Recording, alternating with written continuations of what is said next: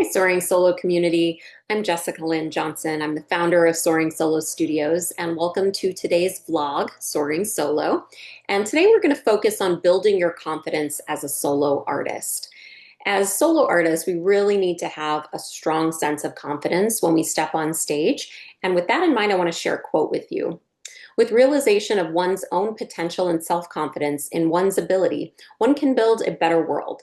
The Dalai Lama. I love that quote. I think it really captures what we are capable of when we are confident in ourselves and in our mission. And when we step out on stage, if we're nervous, if we're having therapy on stage, any of those sorts of things, we are allowing the audience to get nervous for us, to not fully trust us, to be worried about us, and then they're not going to get lost in this wonderful world you're creating for them and go on this journey. They're going to be concerned for you. And that's not where we want them. We want them in the palm of our hand and in the middle of our stories. So it's not just something that you have to think about when you're getting on stage, although having confidence stepping onto stage is very important. It really rears its ugly head much earlier in the process. It's a part of our writing process. It's a part of our producing and marketing process.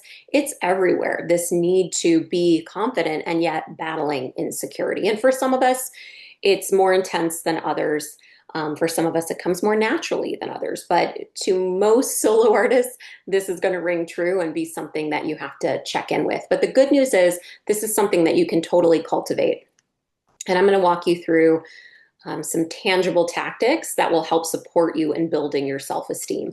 So speaking of self-esteem, doing esteemable acts. So esteemable acts are actions that help to grow your self-esteem and confidence. And by taking these actions, you're actually cultivating a sense of self-respect, self-care, self-love. And when you do things that make you feel good about yourself, your life begins to positively change and your ability to create and perform meaningful, powerful solo theater art also increases. So I'm going to share with you some things that I do to nurture my self-esteem and my self-confidence. One of my favorite things to do is spend quality time with my little dog, Ruby Peanut. Whether we're going on walks or cuddling on the couch or, just sitting and having dinner, she's eating her doggy food, I'm eating my human food.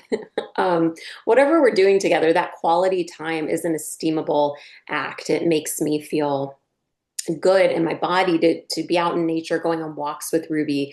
Makes me feel good in my body to be eating nourishing food and feeding her and taking care of her, and to feel her love and her warmth when we're sitting on the couch together. So that's one esteemable act.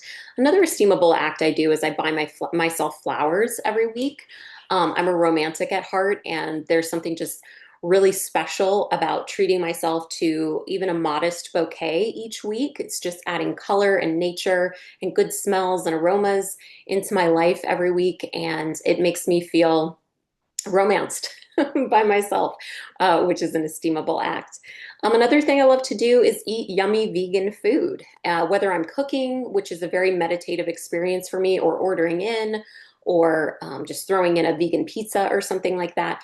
It's the action of feeding myself, nourishing myself with food that I believe is healthy and good for me. And the next thing we're going to look at is taking contrary action.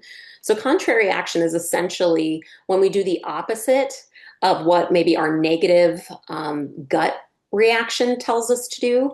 And so some examples of that would be waking up early when I would rather sleep in. I don't always get to bed at a decent hour. I really try to, but sometimes I don't. And if I don't get up early, I'm not going to be able to do my whole morning routine. And my morning routine is part of my esteemable acts. It's something that I need to do to face my day, to coach and direct solo theater and really be present for each and every client. So for me, when I'd rather sleep in, I still make myself get up when that alarm goes off, no matter how groggy I am. I just make stronger coffee. Reaching out for support is another contrary action that I take. I'm someone who doesn't always like to be with my feelings and would rather isolate and zone out or numb out. And so I'm really trying to learn at this phase of my life to do outreach, to reach out to friends, to family, to my support systems, to my partner, and really allow other people to speak into my life and to be there for me rather than isolating. Another contrary action that I would take is socializing and building my friend network when I would rather stay home and once again just kind of numb out on Instagram, looking at cute dog videos or whatever. I know that it's really important for my overall well-being to have a whole life outside of my wonderful work life, outside of my romantic partnership, outside of my family, outside of being a dog mom and all my responsibilities. It's so important for me to also have platonic connections that I am growing and nurturing and nourishing. And so even when I just want to stay in, I will make myself drive in traffic, or I will zoom in on a virtual event just so I can connect with other people and foster those connections. So you might be thinking, well, what does walking your dog and buying flowers and getting up early, what does any of that have to do with being a successful, confident solo artist?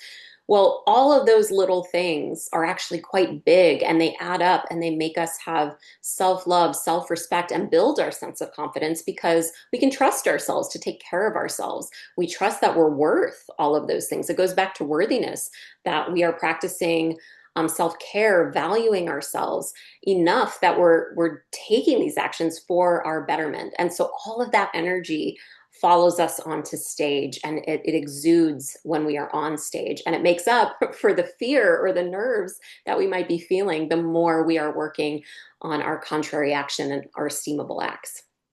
So I'm going to give you some examples that I see as a coach and a director with solo artists and offer some contrary actions and esteemable acts that you could apply to scenarios like this. So some acts of self-sabotage that I've seen. And remember, self-sabotage is the opposite.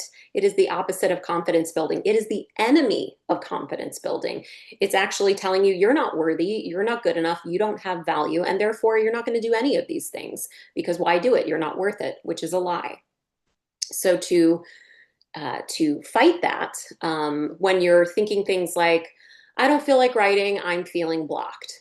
Instead of leaning into that feeling and not writing, sit yourself down, make yourself write. Even if you think it's a terrible first draft, at least you met yourself at your desk with a pen in hand or your hands on the keyboard and you wrote something.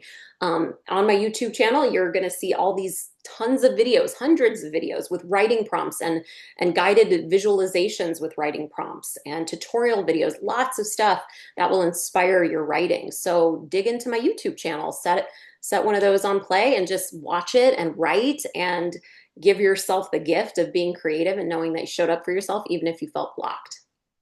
When you're tempted just to work all by yourself on your solo show and stay totally isolated in your creative cave, so I definitely value that there is time to be alone in your solo theater process. It's so important to get in touch with your intuition, your gut instinct. What do you want to say? What do you think about what you're writing? And if you do the whole thing alone, you're going to lose momentum. You're going to lose inspiration. You're going to lose out on encouragement from community support and accountability.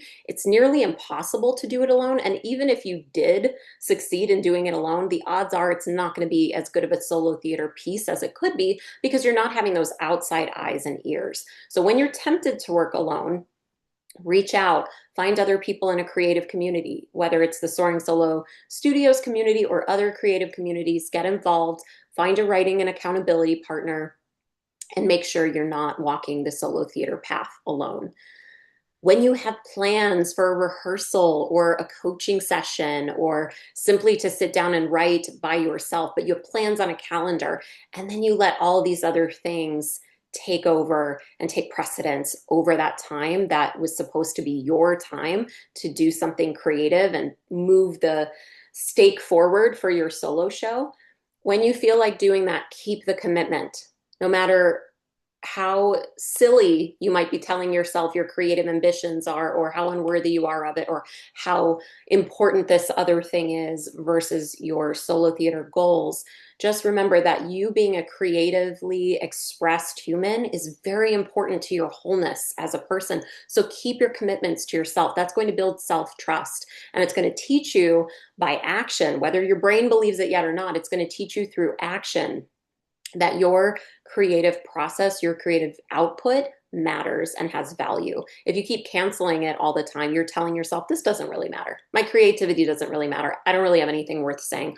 All these other things are way more important. It's on the back burner, the last priority, whatever that is. And creativity is so important. It's actually life-saving. Art is so important. So I could certainly go on and on with other examples of self-sabotage and ways to combat those things. Unfortunately, it's really prevalent in solo theater and in creativity in general and in life in general. But I'm hoping that some of what I've said today resonated with you and is going to help you on your creative path. And if you want an even deeper dive into the things that I said today, visit my blog at NoHo Arts. And you can find me under the Soaring Solo page on the NoHo Arts website. Thank you so much, and keep on with your solo theater journey.